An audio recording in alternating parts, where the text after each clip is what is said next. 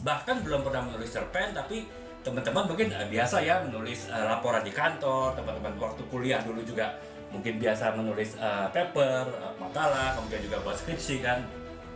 Jadi tetap teman-teman walaupun belum pernah menulis sebuah karya fiksi sekalipun, cerpen sekalipun, teman-teman saya anggap sudah penulis juga ya, sudah bisa mempunyai kemampuan menulis. Mungkin teman-teman sekarang juga punya kemampuan khusus ya, mungkin teman-teman ada yang kerja di bidang marketing, di bidang keuangan, di bidang HRD, di bidang produksi gitu kan, atau mungkin teman-teman ada yang membuka UMKM saat ini gitu, atau mungkin teman-teman ini punya keahlian khusus seperti mungkin dokter ataupun juga psikolog gitu kan, ataupun juga mungkin lawyer ataupun juga notaris. Jadi itu semua adalah pengetahuan yang teman-teman, dan pengetahuan itu semua penting diketahui oleh banyak orang ya, baik orang yang berminat di bidang tersebut. Kalau misalnya seorang dokter, anak SMA ataupun kuliah mau jadi dokter, dia mungkin mau baca buku mengenai dokteran ya, yang ringkas, yang sederhana gitu. Ataupun juga mungkin bisa aja walaupun saya mungkin di bidang marketing, sampai saya tertarik juga dengan di bidang dokteran, karena mungkin saya sekarang bekerjanya di bidang marketing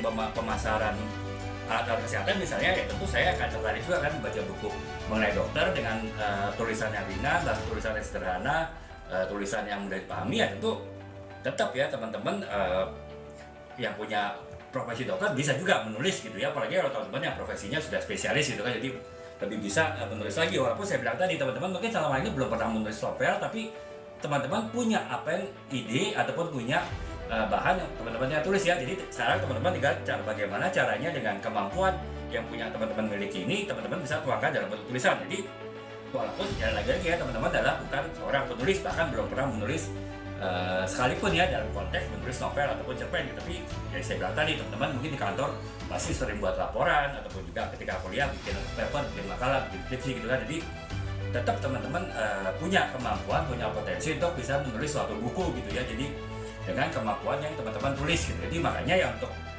pembahasan 2 minggu 3 minggu depan kita akan membahas bagaimana kita menulis sebuah karya non fiksi berdasarkan kemampuan keahlian yang kita punyai, walaupun kita belum pernah menulis satu buku sekalipun gitu ya.